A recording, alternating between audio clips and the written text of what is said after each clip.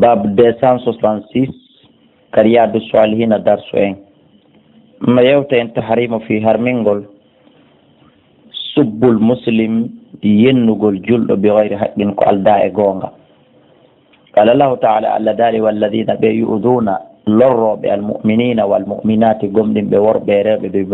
be gayri maktasabu ko alda e faggitande maɓɓe faqad ihtamalu buhtanan wa ithman mubina. wa an ibn Mas'ud radiyallahu anhu qala qala rasulullah sallallahu alaihi wasallam Allah maki sibabul muslim yennugol julɗo fusuqun ko fasiqiyagal waɗay on tigi fasik wa qitaluhu pigol mo kufurun ko keferan kako muttafaqun alayhi. kono noon jomiraɓe gande ɓe holli ko fusuqun duna fusuqin wa kufrun duna kufrin. wa an abi dharri radiyallahu anhu annahu no kanko sami o nani rasulullah sallallahu alaihi wasallam yaqulu mo maka la yarmi bugotako rajulun gorko rajulan e gorko go'o mi mana goɗɗo ferotako e goɗɗo bil fisqi fasiki yagal awil kufri ma keferan kako illa irtadda alayhi sona yiltitoto e makko ko wi kon ɗimojo makko on fasiki ma kafiri yiltitoto e makko illam yakun si tawi laataki sahibuhu wondiɗɗo makko mo wi ɗum on kadalika ko wano noon mi mana sa wi goɗɗo fasiki tawi na o fasiki a wonta e fasiki ila ɗon sa wi goɗɗo e bimana kefero tawi na o kefero an haray a wonti kefero bimana rawahu Bukhari. wa nabi hurairata radiyallahu anhu anna rasulullah sallallahu alaihi wasallam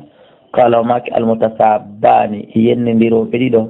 ma qala kala ko ɓe wuli kon kala hoyreji ɗi ɓe wi'indiri ɗin fa alal baadi hino fawi adiɗo fuɗɗade on min huma e maɓɓe hatta ya'tadil mazlum ha toña ɗon kadi jaggita sinca hoyre go hara wona yottagol rawahu Muslim. wa anhu ƴettama e makko qala o maki utiya annabiyu sallallahu alaihi wasallam nelaɗo Allah addanama bi rajulin gorko ñande go qad shariba harimo yari beere qala nelaɗo maki idribuhu weɓinemo qala Abu Hurayra maki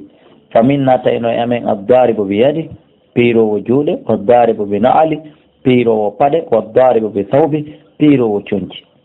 falamma sarafa ɗa o woncitike qala ba'da alqawmi yoga yimɓe gowi ahsakalla Allah hoynima qala nelaɗo maki la taqulu hada taw wolu ɗum goɗɗo yennataki goɗɗo huɗetaki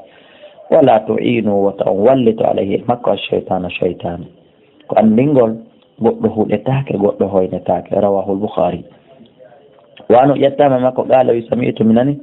rasulullah sallallahu alaihi wasallam yaqulu ɓe maka man qadafa mamlukahu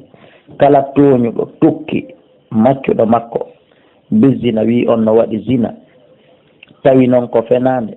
yuɓamu alayhi minnoyto e hoore makko alhaddu hiddi yawmal qiyamati ñande dangal illa an yakuna si wona laato kama qala hara kono o wowliri no muttafaqun alayhi mi mana kala toñu korɗo mo tonninamani fii mo wawi mo ma jeyaɗo makko inni o waɗi jina siko noon awas tawi na noon haray ko jinuɗo hiddi ko duwa waɗede kon haray ɗum waɗoyte e hoore makko kanko pullo toñuɗo jeyaɗo makko ñande dangal ɗum fof ko sakkagol en wonde goɗɗo toñata goɗɗo musidɓe julɓe goɗɗo yennata goɗɗo sabotata goɗɗo huɗata goɗɗo. yo Allah newinan en woɗɗitogol e ɗum amin wallahu a'la wa a'lamu.